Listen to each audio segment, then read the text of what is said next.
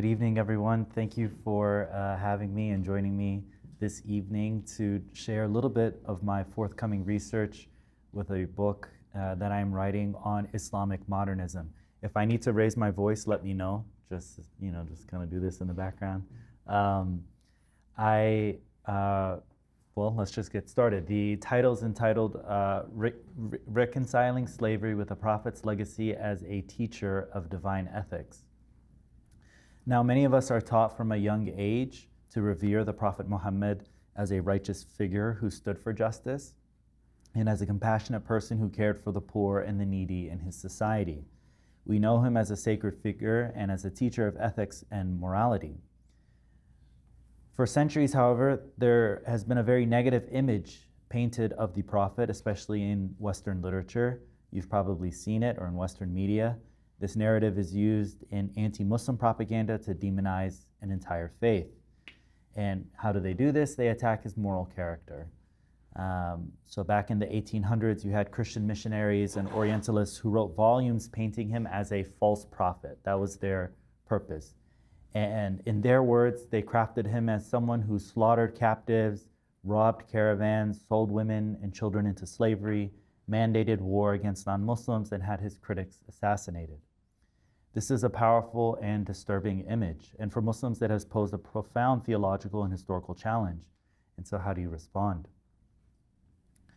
The two responses, broadly speaking, can be considered through these categories. The first is what I'd call the traditionalist approach, and this approach is essentially one where you stick to your guns and you defend traditional understandings of ancient history and ancient morality. It upholds a pre-modern assumption about what is Islamic law, what is history, and what is theology, and you maintain those pre-modern assumptions in agreement with the ulama who are writing over 1,000 years ago. And so this approach dismisses any external critique as fundamentally misguided or an attack on orthodoxy that must always be right. And from this perspective, modern liberal objections to pre-modern practices are simply irrelevant. But there's also a second approach, what I would call a modernist one. And this approach also comes from a place of faith, but it also takes modern sensibilities seriously. These thinkers, whom we can say were scholars or historians, looked at these hostile portrayals and, like the traditionalists, were driven by their faith in the Prophet's righteousness, but they came to a radically different conclusion. They argued that the problem wasn't the Prophet, the problem was pre-modern interpretations of the Prophet's life. They rejected the traditional understanding of these early narratives. They reframed his wars as strictly defensive. They explained his marriages as political alliances and a way to care for the widows of the community. And most importantly, they rejected the idea that the Prophet of Islam ever legitimized the execution, exploitation, or enslavement of humans. And so the central moral question that we have to consider is one that poses both a moral question and a theological question, and that is slavery. This is the elephant in the room when we're discussing Islamic history. When we as modern people look back at our sacred texts, and this is true for Judaism, Christianity, and Islam, we have to ask the hard question: how can the Bible or the Quran, considered to be sources of divine guidance, appear to tolerate or approve what we now universally recognize as immoral? Why would the Quran or the Prophet, who came to establish justice, command or permit actions that cause such immense harm to human beings? When you read the Quran, you find verses that tolerate slavery. You find rules for managing slavery. But you don't find an explicit verse that says, "Thou shalt not enslave." Why not? This is the central puzzle. And the modernist answer to this question, I believe, is both fascinating and compelling. One of the first and most famous modernist arguments came from a Shi'i judge and writer from South Asia, Sayyid Ahmad Ali, who was an incredibly influential Indian scholar who moved to England, where he wrote some of the most popular studies on Islamic history in the English language. A central theme of his philosophy on Islam, the Quran, and the Prophet was that one had to read such texts and such history to understand the spirit and the aims of the Prophet's message and his teachings. Regarding slavery, he acknowledged that the Prophet didn't completely outlaw slavery, But he also held that such a move would have resulted in the Prophet being viewed as doing something that was unfair and unlawful to the sensibilities of his followers. For this reason, the Prophet set in motion a gradual process to eliminate slavery. He constantly encouraged freeing people from slavery throughout his mission of 23 years. He told Muslims that freeing those who were enslaved was an act of piety. Freeing slaves was a kafara, or an expiation for sin. Amir Ali argued that one could see the spirit of the Prophet's message supporting the complete abolition of slavery, even if he didn't outlaw it as a crime or a sin to purchase or possess people who were enslaved. So why didn't Muslims abolish slavery from Arabia after him? Amir Ali claims that as generations passed, Muslims strayed from this path. They failed to see or achieve the Prophet's ultimate objective. Why did they fail? And we can offer a few answers. First, we have our blind spots. Collectively, we may be raised in a society that sees nothing wrong with certain practices, but 500 or 1,000 years later, people will evolve in their understanding of morality and see them as harmful. There was a time in which different societies openly upheld white supremacist ideals and beliefs in anti-black racism. There was a time in which children were beaten by their parents because they thought physically assaulting children was an appropriate way to raise them. There was a time in which people did not understand mental illness or those who were neurodivergent and fell along the spectrum of autism. And so those people were bullied and assaulted in different ways by their caretakers and other members of society. There was a time in which people thought it was effective to use torture to interrogate suspects and witnesses to a crime. Human societies have blind spots in every generation. Practices and beliefs that we have not yet discovered to be harmful, and so we participate or condone them unknowingly, seem to exist in our societies. And slavery was such a blind spot. That's the first answer we can offer. Very religious and God-fearing Jews, Christians, and Muslims grew up in a world in which slavery was okay, and so they didn't question the morality. The second answer, in a word, is social resistance. Even when you have leaders of morality who attempt to guide people away from certain practices and beliefs, they'll encounter resistance to change. And so we have to remember the context of this entire discussion is 7th century Arabia. The Prophet and the Imams of the Ahl al-Bayt often wanted to change society in ways the majority of their contemporaries simply would not have accepted. And we see this pattern time and again. According to early Islamic literature, the consumption of alcohol was prohibited in stages to ease the community away from a deeply ingrained habit.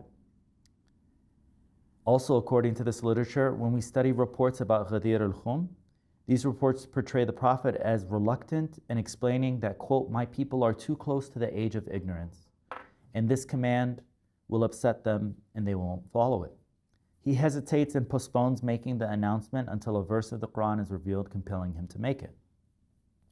Another example is when the Prophet privately said that he wished to reconstruct the Kaaba in Mecca to match the original foundations laid down by the Prophet Ibrahim.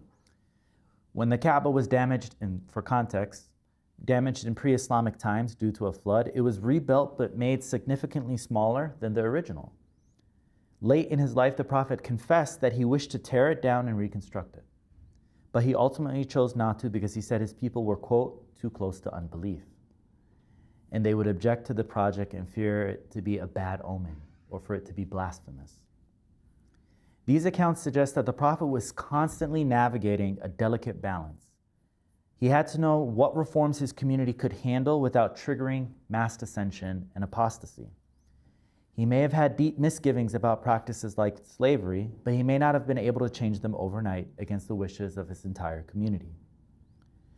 We have to keep in mind, especially when we navigate literature that emerged 150 to 200 years after the Prophet's life, they may portray him in ways that may not agree with reality. So, for example, these texts portray the Prophet as a powerful ruler and a powerful military general. These may have been myths that were constructed or embellished by Umayyad and Abbasid era storytellers and shaped by the memories of Muslims who wish to remember him that way. The reality is that he may not have commanded such obedience over great armies and tribal chiefs. It may be that the tribal chiefs of Arabia were in fact de facto rulers over their tribes in the regions in which they resided. The prophet was viewed only as a prophet who could encourage them to move in one direction and discourage them away from others. However, these tribal chiefs may have been the actual decision makers in their communities. With that being said, with all the reforms that the prophet implemented, he was likely very sensitive to the limits of his authority as a religious leader, who is viewed as having what I would call clout or soft power over these tribal chiefs who converted to Islam without demanding the same type of obedience that a king would over them. And since this would trigger possibly a revolt or apostasy, meaning demand too much and your delicate coalition can crumble. And so this gradualist view of Sayyid Amir Ali is powerful, but it's not the most powerful argument. A second group of modernists went much further. Thinkers like Sir Sayyid Ahmad Khan, Cheragh Ali in India, and Ghulam Ahmed Parvez in Pakistan can be included in this second group. Their arguments are clear, straightforward, and I'd argue also compelling. They make 3 points. First, they deem the institution of slavery as a fundamental violation of God's will. In their view, God endowed all humans with free will, an intellect, and the potential to reach the heights of spiritual perfection. Slavery reduces human beings to the life of animals used for labor and a quality of life that doesn't befit them. It is therefore fundamentally immoral and can never be sanctioned or commanded by God. Second, they argue that the Quran encourages Muslims to put an end to slavery as part of its vision of a society that ends poverty. Just as the Quran calls on Muslims to collect and distribute the wealth, known as the zakat or the alms, as a duty, the objective of this practice is to meet the needs of the poorest members of the community in hopes that they can rise out of poverty. The Quran and the Prophet are clear that only specific categories of people can be recipients of the zakat or the alms. And what is one of those categories? Those who have been enslaved. The zakat was specifically created to help eradicate slavery in Muslim societies. So if you can think about it, the utopian vision of the Quran and the Prophet is one where there comes a time in the future in which you don't have people who are in the category of poverty, or you don't have people in the category of being enslaved. If they exist, it's only a temporary situation, but the hope is that that class can disappear if we're all helping one another and pooling our funds to take them out of that circumstance. The vision is one where that class ceases to exist if we're all pooling our funds to buy their freedom. According to Khan, Ali, and Parvez, in the history of the Quran's revelation before the Prophet's death, there is a verse that clearly outlaws the enslavement of humans. The problem is that the Muslim community failed to understand or heed this prohibition. They point to a multitude of verses. The first one that I'd like to draw your attention to is from Surah At-Tawbah, or chapter 9, verse 60. And this is the verse on the zakat that I was talking about. It describes the recipients of the alms, and I'd like you to pay attention to the part that's bold. Alms are for the poor and the needy, and those employed to administer its funds, for those whose hearts have been recently reconciled. And then here's the point right here: for those in bondage and in debt, for God's sake and for the wayfarer, ordained by God, and God is all-knowing and ever-wise. So the idea here is if you have someone facing these dire circumstances, and they're a wayfarer, they are poor, they're needy, but of course, those who are in bondage, they have a right to the zakat to take them out of those circumstances. The second verse that I'd like to draw your attention to is in Surah Muhammad, or chapter 47, verse 4. This verse instructs Muslims regarding appropriate conduct in war, and listen to what the relevant passage states. And when their strength is broken and you have fully subdued them, the remaining should be taken into your custody as prisoners of war. Then, as the circumstances demand, set them free either as an act of grace or after taking ransom, till all possibility of waging war is eliminated. And that's it. In pre-Islamic societies, when you captured a prisoner of war, the customary belief was you could treat them in one of 4 ways, right? You could execute them, You can enslave them, you can ransom them for a price, or in a prisoner swap, or you can simply free them as an act of charity, clemency, and grace. The Quran and the Prophet both know that these are believed to be your four options in this society. But what does the Quran and the Prophet command Muslims to do? Khan, Ali, and Parvez argue that it only gives Muslims two of the four options: free them for a set price or let them go as an act of grace. The verse purposely leaves out enslavement, and it purposely leaves out execution. And so for these modernists, this verse unequivocally bans the practice of enslaving prisoners of war, which was the only form of enslavement that traditional jurists had permitted, right? So we also have to be aware in the background, as you might remember, it was always clear to Muslims that enslaving free people for any other reason, like as a consequence of debt, was already unlawful. The Prophet had outlawed it in many different statements, or he just had made it clear as part of his sunnah. This verse puts the nail in the coffin in saying that even enslaving prisoners of war, that one road to slavery that Muslims presumed was okay, is now also forbidden.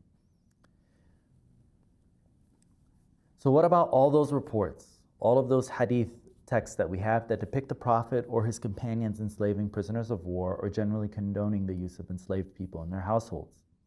As skeptics of hadith, Khan and his followers dismiss them as fabrications. Or, as a concession, they argue that these reports, if they were authentic, if they were genuine, must have been from before this verse was revealed, right? And so this verse abrogates previous conduct that was considered permissible or not explicitly condemned before its revelation.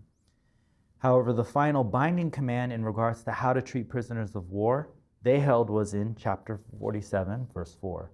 To either free them or to ransom them. If there were reports of enslaved people in the household of those individuals who are against slavery, it can also be argued that they may have held that status only temporarily. It's possible that the Prophet and others considered them to be more so indentured servants. And this is, I think, a very important distinction that we need to make. In that, the Prophet or those who are against slavery may have allowed for labor or a type of indentured servitude, and the distinction that we have to make is that they are allowing a period of service that was limited to a number of years, not indefinitely until the person dies and passing it on to their children and so on. They may not have approved of having individuals in their household who were subject to that type of slavery that was considered permanent. However, as a social class, these indentured servants had the same status as enslaved people, so it's possible that the Prophet's contemporaries and later generations conflated these indentured servants in their household with enslaved people. Again, there's a period of 150 to 200 years separating the period of the Prophet with literature that's written about him. The eminent jurist Ash-Shafi'i points to this possibility in one passage in his works, and we'll turn to that argument in a few minutes. Now, this theory sounds great, but we have to test it against the historical record. And here the modernists point to a crucial event, the Battle of Hunayn in the year 630. The Muslim army defeated the tribes of Hawazin and took thousands of people in the tribe as captives or prisoners of war. In reports about the event, the Prophet is reported to have made clear statements about the unlawfulness of enslaving others. There are multiple versions of this statement, and here are a few relevant examples. According to one source, the Prophet states, "Were the enslavement of Arabs lawful, I would have permitted it today, but it suffices to take them as captives." And in another source, he states, were it lawful for anyone to capture and enslave Arabs, we would enslave these people today. It is enough to take them as war captives and ransom them. He then ordered his companions to keep the Hawazin only until the ransoms were paid, at which point they were all released. And so this is a critical moment. What does it mean? Famous Sunni jurists like Abu Hanifa and Ash-Shafi'i looked at this and drew a very specific conclusion. They said, the Prophet said Arabs, right? Therefore, this ban on enslavement applies only to Arabs. And this is why during the later conquests, the second caliph, Umar ibn Khattab, permitted the enslavement of non-Arabs. But modernists like Sir Sayyid Ahmad Khan looked at this and said, you're missing the whole point. Right? The Prophet's mission was universal. His message was for all of humanity. He wasn't a prophet for Arabs alone. They argue that the Prophet's release of the Hawazin was simply the first application of a universal divine legislation revealed in chapter 47, verse 4. His ban on enslaving captives was meant to apply to everyone, whether they resided in the Arabian Peninsula or outside of it, whether they were Arab or non-Arab. Now we have to remember a very important historical fact. In the Prophet's lifetime, the Muslim community was limited to the Hijaz. It was limited to the Arabian Peninsula. It was years after he died that the community conquered the lands of the Byzantines and the Sassanids and expanded its borders beyond the peninsula. It was during this time that the Prophet's companions differed with one another regarding how to treat non-Muslim soldiers, how to treat civilians and neighboring populations. Some supported these conquests, some did not. Some supported the enslavement of other populations in line with the customs of the time, and some did not. And so as the generations passed, jurists narrowed this anti-slavery ethic of the Prophet by restricting it to Arabs only. This modernist interpretation of the Prophet's policy gains even more authority when we look at the views of a couple of the Prophet's closest companions. First, let's look at Umar ibn Khattab. Although the second caliph considered it lawful to enslave non-Arab or Persian prisoners of war, it's very clear, at the very least, that he wanted to outlaw the enslavement of Arabs or the residents of the Hijaz. This is a fact that sometimes is forgotten. Umar is reported to have said that Arabs are not to be enslaved. He also reportedly declared, "Upon my death, any Arab captured and enslaved shall henceforth be free. The public treasury, or Bayt al-Mal, should be used to secure their emancipation." To appease the masters who felt it was their right to own these people, Umar offered financial compensation from the treasury. It's here we know that Umar is not inaugurating this practice as a policy, but in fact is following the famous example of the Prophet with the Banu Hawazin. When the Prophet announced that he would free all captives taken by his army from the tribe of Hawazin, he added as the chief of the Banu Hashim, or the Hashemite clan, that all Hashemids would likewise release all their captives. When the Prophet and his kinsmen freed their captives, his closest allies, the Meccan Muhajirun and the Medinese Ansar, followed suit. But the chiefs of the clans of Tamim, Fazara, and Salim all refused. To appease them, the Prophet reportedly said, Whoever amongst you refuses to relinquish his right, to him I promise 6 camels for every captive. Please return these women and children to their families." Here we see how the Prophet couldn't just command tribal chiefs or the members of other tribes to obey him. As chief of the Hashemite clan, his kinsmen would follow him. That was certain. Since he was the Prophet and they were people of sincere faith, the Muhajirun and the Ansar were willing to follow his example as well. But this was soft power, so to speak. In reality, he had to negotiate with and appease powerful tribal chiefs so they would follow him. Otherwise, they would revolt and go their own way. And we see this after the Prophet's death. So he maintained a principle of providing them compensation if he asked them to engage in a charitable act that they were unwilling to do freely. Now let's look at the example of Imam Ali. Ali ibn Abi Talib is portrayed as understanding the Prophet's ban as extending beyond the Arabs. After the conquest of Persia, Ali is reported to have secured the release of all or most of the Persian captives who had been brought to Medina to be sold into slavery. And even more telling, years later, when Ali was caliph, he was forced to fight other Muslims in multiple civil wars. After the Battle of the Camel, his victorious soldiers expected to do what all victorious armies did, which is enslave the dependents of the losing side. And Ali refused. He refused to enslave any combatants or their families or to seize their property.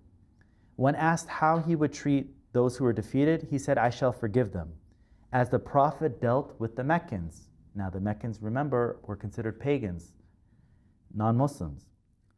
So he says, "As the Prophet dealt with the pagans, or as the Prophet dealt with the Meccans. When he conquered the city, he forgave its people and did not take them as captives. Again, we see a precedent going back to the Prophet. Ali didn't invent his own practice. He was emulating the Sunnah of the Prophet in dealing with enemy combatants, and he was applying that standard universally. The Prophet applied it to non-Muslims, and in this case, Ali is applying it to his political enemies who happen to be Muslim. A report from the famous descendant of the Prophet and Imam Ali ibn Husayn Zayn al-Abidin, is also instructive in this regard. For the Imams of the Ahl al-Bayt, it was clear to them that Imam Ali dealt with his rivals in the same way that the Prophet dealt with his rivals. The religious affiliation of their military rivals was irrelevant. And so Zayn al-Abidin states, or the report states, it's reported that Abu Hamza al-Thumali once said, Ali dealt with the Muslims, Ahl al-Qibla, in ways that conflicted with the Prophet's conduct with idolaters. Ali ibn Husayn became upset and responded, I swear to you, Ali treated his adversaries in the same way that the Prophet treated his on the day of conquest. What does this mean? If we engage in a literary excavation of the evidence, the modernists, in fact, were not the first to hold the view that they propounded. We also know of very early jurists like Sa'id ibn Jubair and Hassan al-Basri, who maintained centuries ago that the Prophet only dealt with prisoners of war in two ways. He either freed them or he ransomed them. They didn't consider it part of his sunnah to execute or enslave prisoners of war. The modernists, as it turned out, were reviving a very old interpretation of Islamic law that once existed. So this leaves us with one final nagging question. If the ban was so clear, why did anyone get it wrong? How did this confusion start? And so there are two theories. First, some would say it's the result of a failure of language. Ash-Shafi'i, as some of you may know, was a celebrated jurist who studied Islamic law in Mecca, Medina, Iraq, and Yemen before settling in Cairo. It was early in his life, before he moved to Cairo, that he supported the view that the ban only applied to Arabs. He gives his reasons and explains that in studying the history of the tribes of Arabia, it appears that none of them were ever enslaved.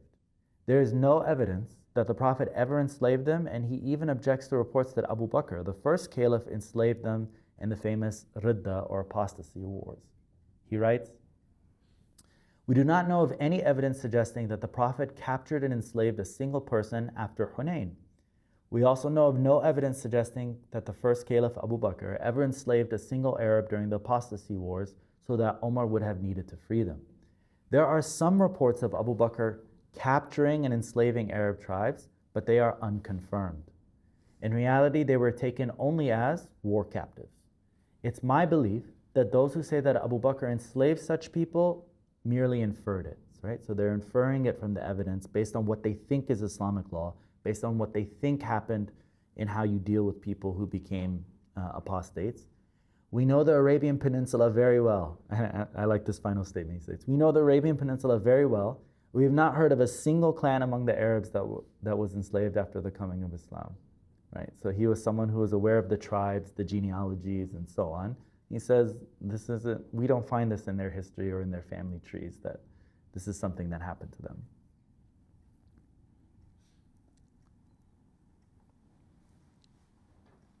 So it's a subtle but profound argument. Later generations may have seen the word captive and assumed it meant permanent slave, conflating temporary imprisonment or indentured servitude with chattel slavery.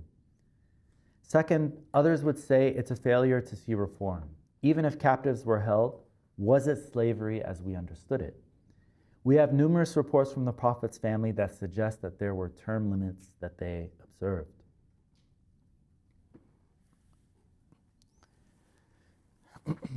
First, we have a text from Imam Jafar as-Sadiq, who reportedly said, a believer is emancipated after 7 years of service. It is unlawful to keep a believer in servitude for more than 7 years. Now, this has deep roots. In the Hebrew Bible, in Exodus, we see a similar ethic that is at play. An Israelite slave must be freed after 6 years of labor. And so this looks less like permanent slavery and more like indentured servitude, where you have a system where captives will work or labor for a limited time in exchange for their release. It's easy to see how this too could have been misremembered and misinterpreted by later generations as justification for the lawfulness of permanent slavery.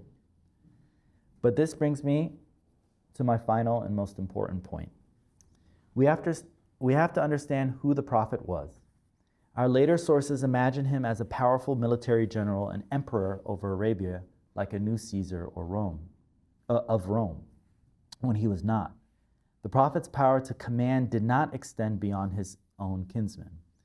We see this at the Battle of Hunayn. After the Prophet announced he would free his captives, meaning the ones apportioned to his own household, you see that he also has the power to instantly free captives that were apportioned to his own clan, the Banu Hashim. But that's it. His closest allies, the Meccan and the Medinese, follow his example, but he's not understood as having the power to instantly free captives that belong to another chief or to another family. That doesn't seem to be his legal right. He can only guide them and set the best example. And when the chiefs of the Bedouin clans refused to follow his example, he couldn't compel them. He wasn't viewed as having the traditional tribal authority or separate political authority to do so. Instead, he negotiated, he persuaded with the soft power and influence that he had as a religious authority. He promised them Jannah. He promised that God would reward them for their righteousness. As a prophet, he said that God would forgive them for their sins. And in the end, when that didn't work, he promised compensation to coax them to follow his example. In the end, he had to buy the freedom of those enslaved people. That's how it worked in slave societies. You needed money to end slavery, and so the Quran and the Prophet set up a financial system to emancipate enslaved people. This moment after the Battle of Hunayn reveals the truth of the Prophet's position. He was not an emperor ruling by decree. He was a spiritual authority leading a confederacy of tribes, trying to coax and persuade them toward a new moral vision. He was clearly a prophet and not a king. And so let's bring this all together.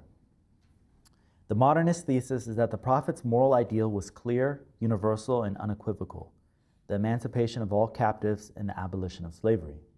But he was constrained by the social and political realities of 7th century Arabia. He couldn't just ban slavery with a wave of his hand. He had to negotiate it, manage it, buy it out of existence, one person at a time. After his death, certain companions and later jurists misunderstood the scope of the Prophet's vision in dealing with enemy combatants. They narrowed his expansive vision of banning enslavement of other humans and emancipating those who had already been enslaved. Some early jurists speculated the scope of the Prophet's ban was limited to Arabs. Others said it was limited to enemy combatants who were Muslim, which is a famous juridical opinion. But what does this mean for us today? The ways in which the Prophet's message was limited in its scope does not have to be the only way to interpret his message. Even if we have reports from Imam Ali or the Prophet appealing to the level of reasoning or understanding of morality that was commonplace among their contemporaries in 7th century Arabia, we don't have to believe that the Prophet or Imam Ali only wanted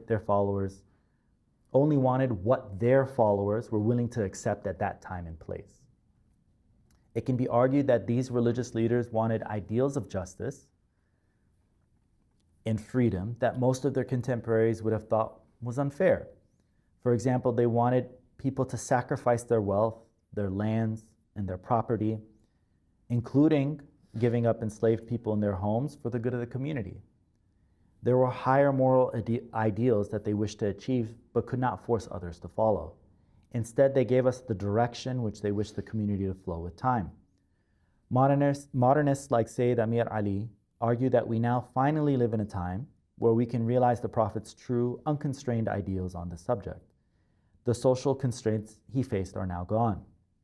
We can state that the enslavement of other humans was immoral and the abolishment of slavery to have been in line with the Quran and the Sunnah. Thank you very much.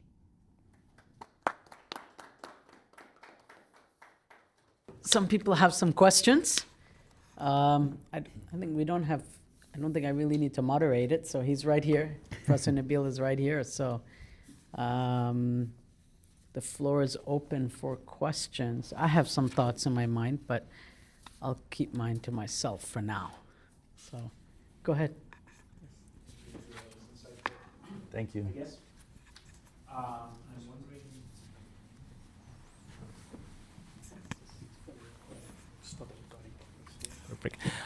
So from your presentation, I get the impression that the question itself, right, or the problem of reconciling the reality of slavery with prophetic ethics arose in the context of the modernist debate.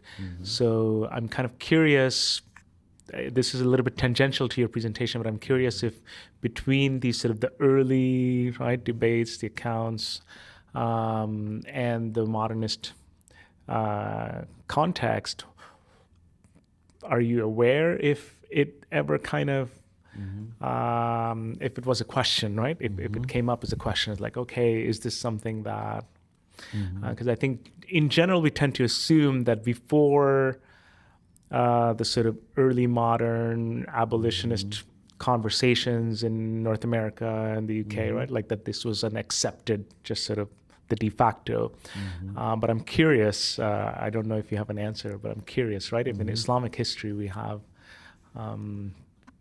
any sort of, if the question came up. Thank you. Yeah, I mean, I think what I tried to do in this presentation was introduce the audience to these modernist arguments while also showing that there are fragmentary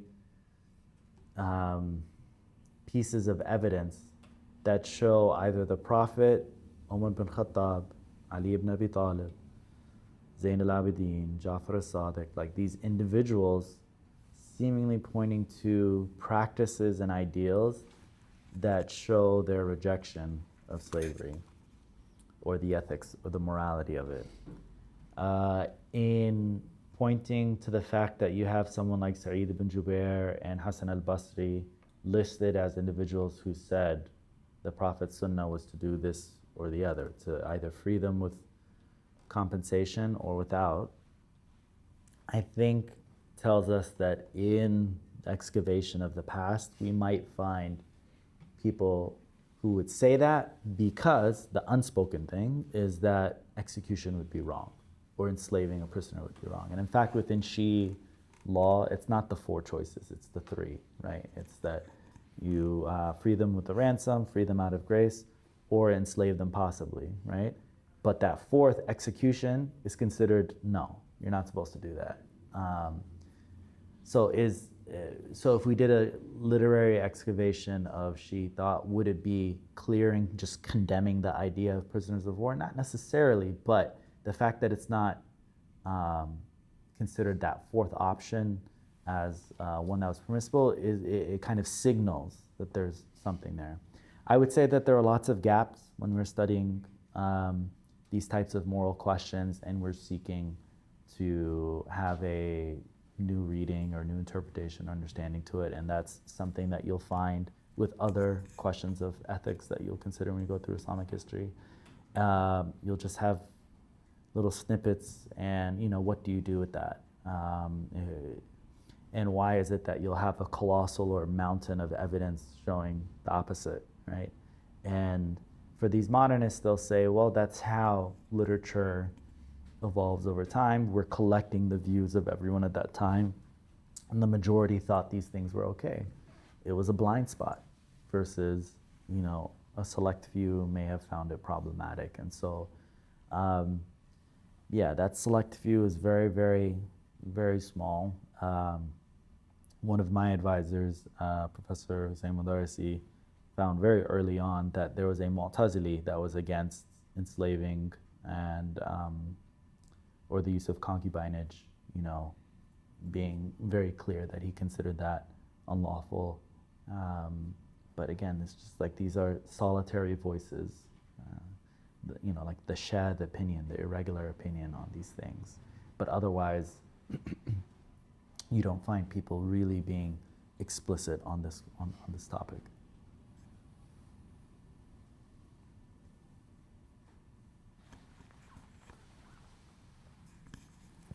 Assalamu alaikum. Just two, observation or comments. You refer to the issue of, the emphasis that Islam has on emancipation of the slaves as a charity, or even the usage of zakat as one of the uh, causes would be, or the purpose would be to, buy the slaves and make them free. I think even mentioning that would be beneficial for the audience here, that in Surah number 24, Surah An-Nur, Ayat 33 talks about what is known as mukataba, where a slave had a right to propose a contract with the master that I would like to buy my, freedom. And then, of course, they will have to negotiate. And then the slave would, on his own time, would work and gradually pay off and become free. And according to, I don't know the other fiqh, but in the Shia Ja'fari fiqh, the master could not refuse that contract from the slave. So that's also something important to keep in mind as a way of, besides the option of kafara for different kinds of infraction of the laws. You mentioned Sayyid Amir Ali. I think he also talks about putting the blame at the door of Banu Umayyah, who actually in a way perpetuated and kind of revived slavery among, and so the plan of the Prophet did not really materialize the way he wanted it. And he puts the blame on Banu Umayyah there. Yeah. Thank you. Yes, the issue of the enslaved person who requests his freedom, the opportunity to work off his freedom, is a legal question that Muslims have considered for 1,400 years, 1,300 years. And it's very interesting to see that, there's a spectrum of people who will say, oh, it's not required for the master. They'll basically support the master's rights, saying he's not required to accept that request. He could deny it, he could reject it, ignore it. And there are other jurists who said, no, because the Quran speaks of these circumstances, he's required to initiate a contract that gives an enslaved person a route to their freedom. So yes, there was an early opinion. Well, there was a debate on, is it wajib or not for the master to engage in that contract once someone requests it. And yes, there are those who said it was necessary for him to help. And in fact, I think on this question, there was also a debate. Once that enslaved person has procured an agreement from the master, is that person still considered enslaved, or are they free and on the way to getting fully free? And there are those who are conservative and harsh who said, no, that person stays enslaved even if they've paid off 99% of the contract. That person is still enslaved. And there are others who said, no, as soon as he pays that first dinar, he's free, but now he's someone in debt. And so he has to be treated as such in these different ways. And so, yeah, it's a very interesting debate. And yeah, I guess when we talk about gaps and fragments, the discomfort that jurists feel about keeping someone enslaved when they've paid, for their freedom, or if they worked off some of the freedom, like how there are those who are just like, it doesn't feel right or sound right or ethically or morally. Like you can gauge certain things like that from the text, from these conversations. Other questions? I have a question. How would you, at least in your research, approach the issue of concubinage? Would you say it's dealt with in a similar way to, is there this impetus to phase it out? Because it went on through the Prophet's life and the Imam's life, so obviously they had many ummahat al-awlad, right? So how? Yeah, would you I approach devote that? it can't be conflated. I devote a separate chapter in this forthcoming book. So the book is entitled Reimagining Islam, Modernists Between Faith and Doubt. And one chapter considers exegesis of the Quran on miracles and the tension that they had in trying to understand those miracles. The second chapter is on hadith. The third chapter is on this topic, slavery, and the fourth one is concubinage. And so it has to be dealt with separately because there is a separate history, I think, that exists with that practice, in that it brings up a question of marriage practices and sexual norms, the role that money played with, let's say, sex work at that time, the role that pilgrimage in Mecca played in the role when it comes to concubines or sex work or marriage at that time. And so it's a complicated practice, or it's a complicated context in which some of these practices no longer exist. One of them went, some of them went extinct. But a popular practice at that time in Mecca, if someone engaged in pilgrimage, was to take on a temporary wife at that time. And temporary marriage was associated with Meccan fiqh, the jurists of Mecca. And of course that becomes part of Imami fiqh as well. But I would say that practice bears some resemblance to concubinage. So just as there's a conflation of indentured servitude with slavery at that time because of this long gap in what is written, there may have been some conflation of temporary marriage practices with concubinage. And so if there are indications that the Prophet was against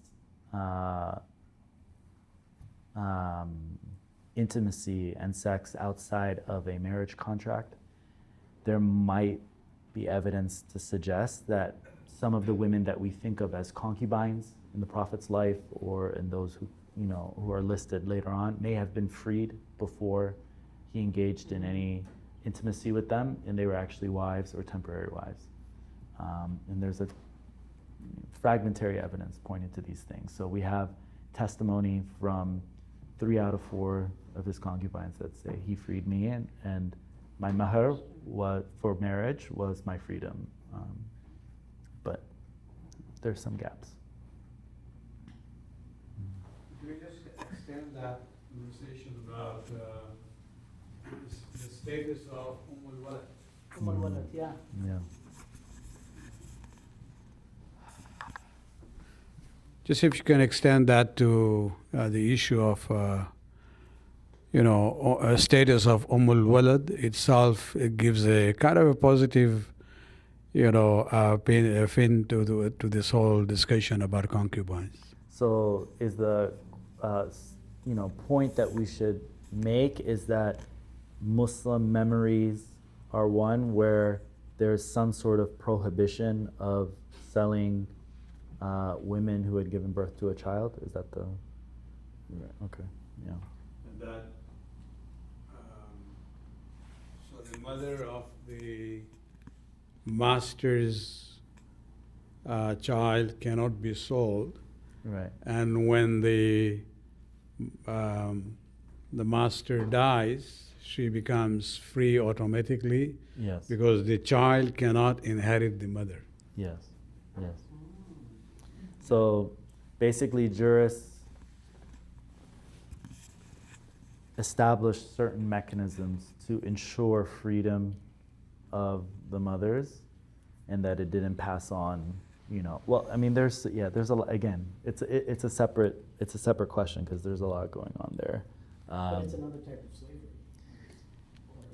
Yes. Yeah, I mean, definitely concubines were considered enslaved women at that time. But again, we have to ask the question if the Prophet's conduct and the conduct of, let's say, Ali ibn Abi Talib was one where they were okay with these women keeping that enslaved status when they entered their home. Like, you might take them out of slavery, or you might, the way that the modernists, I'll tell you how the modernists dealt with it. They said, the azwaj were those women who entered your home through marriage, like you contracted marriage, versus the ma malakat aymanuhum, those whom your right hands possessed, were those who entered your home through purchasing their freedom, though. So it's not that they maintain that status. It's that they may have entered their home with that different status, so that's why the Quran differentiates between them. In that society, there were free wives, and then there are those who had been, who had that enslaved status. But it's not necessarily, the point that can be made, or the question that can be asked, is did they maintain that status? And for 3 out of 4 of those concubines, we have explicit reports that said no. When I entered the Prophet's house, he made that offer. So this idea that the indentured servants and slaves were conflated, I found that interesting. But also, my first thought was, I thought that I'm interested to know what the evidence is, because I thought that was far-fetched, specifically because of the practice of mukataba, which, if a slave can work to earn their freedom, that also implies the existence of the opposite relationship, where they're just enslaved. Mm-hmm. And similar with Walad, where the premise of her being freed, the slave, the concubine, is that she is theoretically a part of the inheritance, mm-hmm. Which of course earns slavery, but still that seems to conflict with indentured servitude. And in classical fiqh, there's lots of examination of these cases and stuff. But I guess it goes back to the question of how much can we relate that back to the actual time of the Prophet. Right.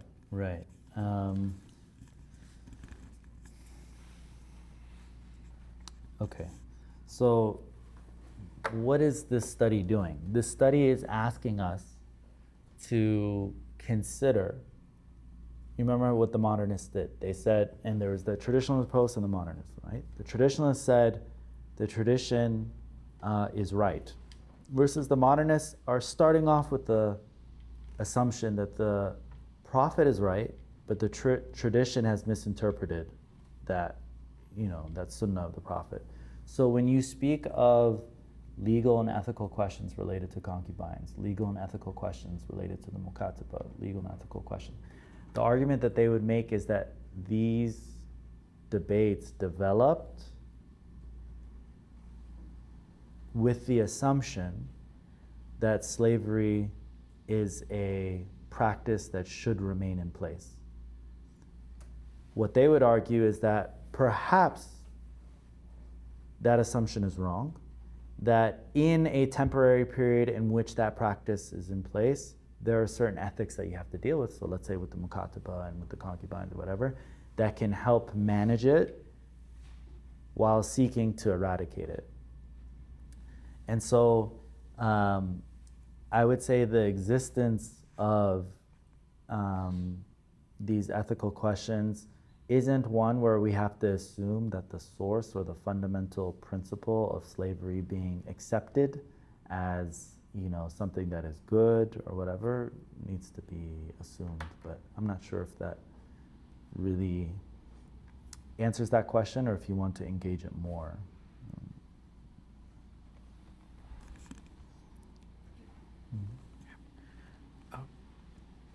I wanted to know that all the 3 and the 4 modernist thinkers you mentioned, they are all from South Asia. So is there a particular intellectual history in terms of the context why South Asian thinkers were responding to slavery and engaging with history unfolding in the Middle East, and that also specifically between 18th and 19th century? So post pre-modern to 18th and 19th century, during that period, were such conversations happening amongst intellectual thinkers in the Arab world? Or, is the history of colonialism and how Islam emerged in South Asia becomes a fertile ground for those kind of conversations to take place? Yes, thank you. Yeah, I would say that very first slide is in recognition of the role that Orientalists and missionaries played as part of the aftermath of the British East India Company coming to South Asia, and as part of the historical context is a war of ideas between English writers who are portraying the Prophet in negative ways, portraying Islam as a religion in negative ways, and these thinkers being exposed to those ideas and responding to them. So learning English before the rest of the Arab world, writing in English, writing like the exegesis that I'm pointing to is written in English in addition to Urdu or other languages, but it's primarily English that I'm using. And these are writers who are part of a aristocracy, which allows them to engage English literature deeply, unlike other Arabic-speaking countries where that sort of relationship with the English and English literature wasn't in place. And so it's also in India that you have these colonialists engage with Islamic literature deeply. So they have Anglo-Muhammadan law, where they're studying Hanafi law and they're bringing English concepts of law and trying to manage the colonized there. And so you have already this idea that you can be modern and be Muslim at the same time before this becomes a question that is discussed by another giant of modernism in Cairo, and that's Muhammad Abdu.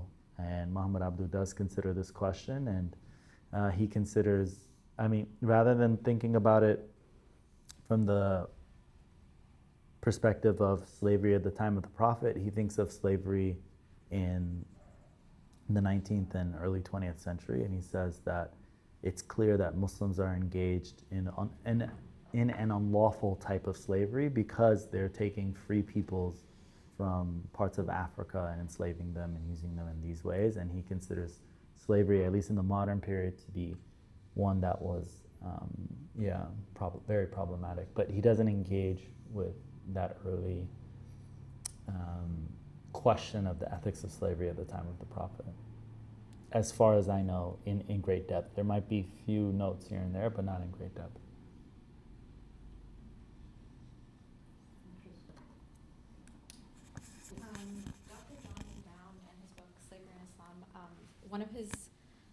One of his main arguments in that book is about how it's possible that the definition of slavery at the time was different, and this might be a completely different line of thinking or trajectory, but it may have been more similar to serfdom in medieval Europe, where the condition of the slave wasn't one that similar to one that we would see a slave, especially post-African slave trade.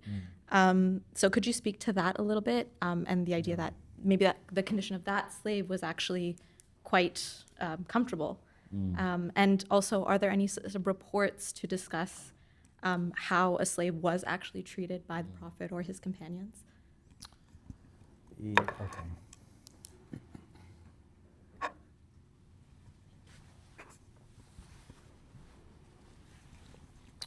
So with Dr. Brown's work, I read it very carefully, and it's, a very respectable scholarly work that I would say, yes, is using a very different lens to understand this ethical question.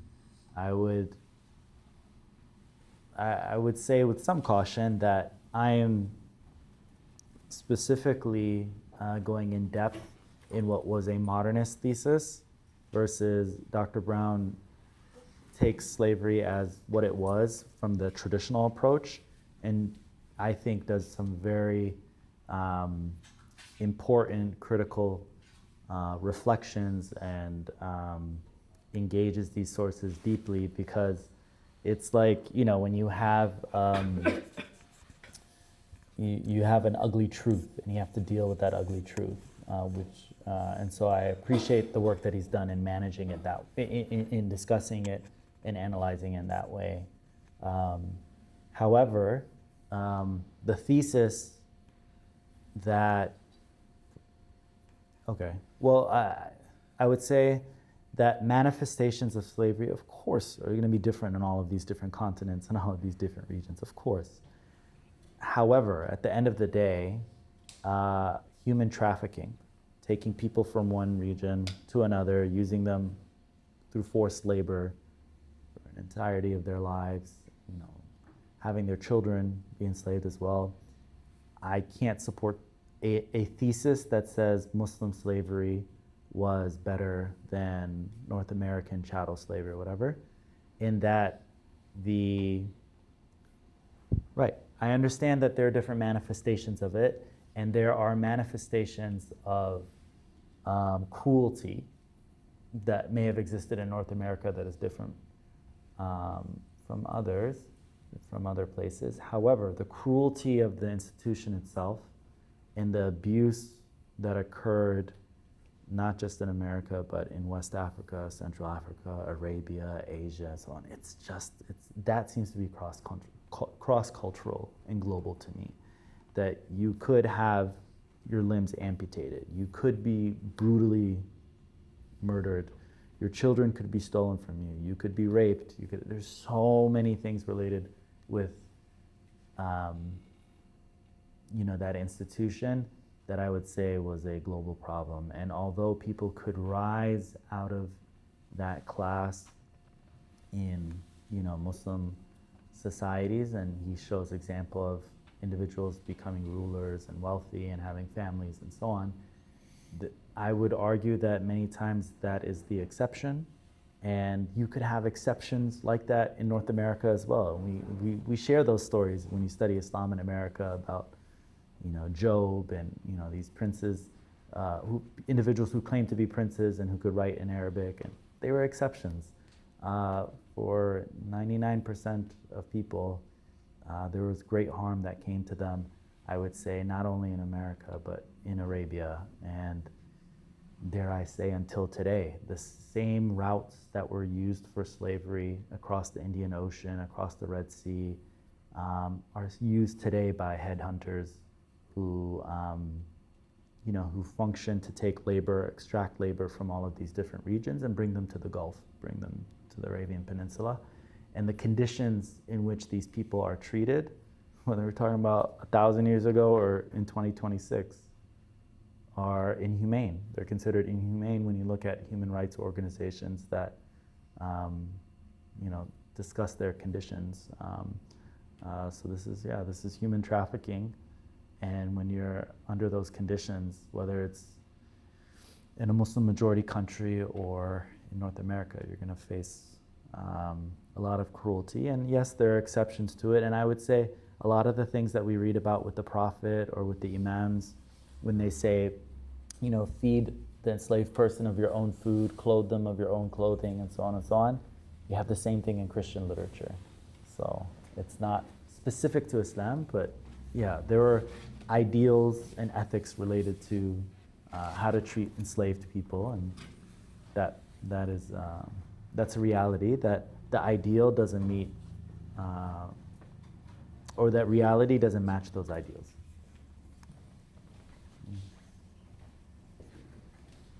I think I just have one more thought as well, which is, when we're confronted with such practices that existed in the past that today are unthinkable, right? It is unthinkable, for example, to have a concubine or something of that nature. It is unthinkable in our imagination, really, almost, to have such a thing. But in reality, it existed, and these were very common practices, and they existed in the Muslim world. And okay, there were exceptions in the life of the Prophet, as you said, so I think your research brings about a larger issue, which is, as our moral imaginaire or imagination or our conception of what is moral or what is cruel and what is not cruel changes, as a human race, almost, right, really, how do we deal with history, right? And how do we confront that history? I think that's a broader issue at large. And how do we do that without, let's say, falling into the slide of moral relativism either? This is a perennial question, isn't it, right? And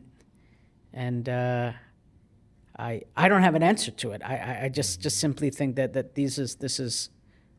it just gives a lot of food for thought.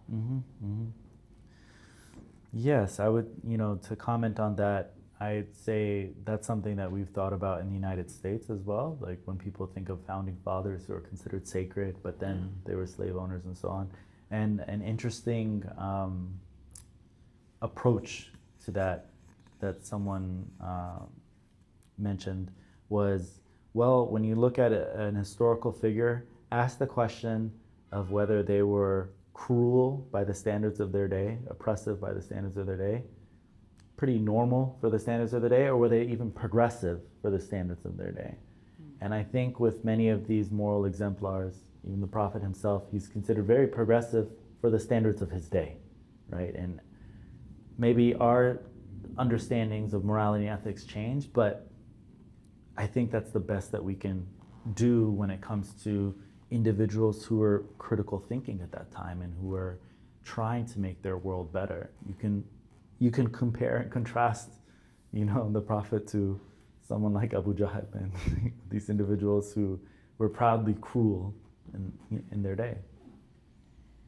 Yeah, so I think it also comes down to managing an existing institution, right? Of which exists in the human world, whether you're in the East or the West, right? It's an institution that already existed. So how do you deal with something that is already embedded within the society in which you live?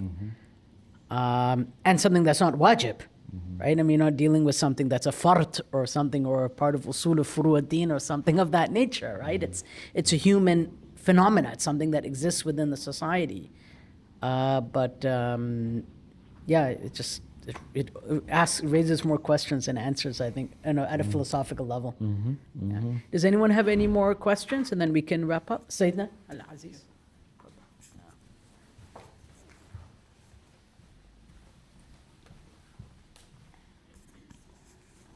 So if nobody has a question, maybe I'll just make a couple of comments with the permission of Yes. Nebil. Yes, please. One, I think from my reading, still there is a distinction between the way Islam had said how to treat your slaves, with the vision that, gradually a time will come where slavery will end, which didn't happen, unfortunately. And other societies, whether it's Christian teachings, because Islam actually, on a legal level, fiqhi level, from the Shi'i jurisprudence, for example, came with very clear guidelines. For example, when we define wajib al-nafaqa, members of the family whose maintenance is obligatory on the head of the family, you have the wife, the children, the parents, and the slave. So the slave is considered to be one of the members of the family in that context of being maintained. Not only that, I think the interesting one might be a very rare situation, but if the master dies and has no one from his extended family to inherit him, then this slave actually becomes the heir of the estate of the master. And so I think there is, I would say, more, refined and progressive look as far as considering the slave is concerned. Especially the Shi'i history, 5 of our 12 imams, their mothers came into that relationship as slaves. And I think there were at least 4 of them, for sure, were from North Africa. Thank you. And so that's also something, and that doesn't diminish the status of any imam, because their mother was came into that relationship as a slave. Yeah. Thank you.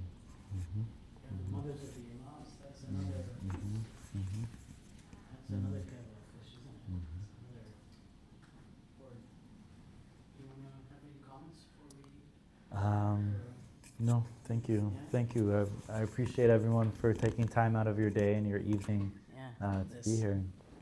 No, thank you, Nebil, for coming, Dr. Husayn, for coming and visiting us. This concludes his fellowship here at SRI and the University of Toronto, well, located in the University of Toronto.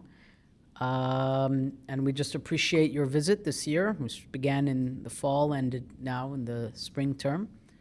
And I mean, the talks will really give us a lot to think about. Thank so you. thank you. Thank you. Appreciate it, been an and honor. look forward to working again in the future. Thank you so much. Thank you. It's been an honor.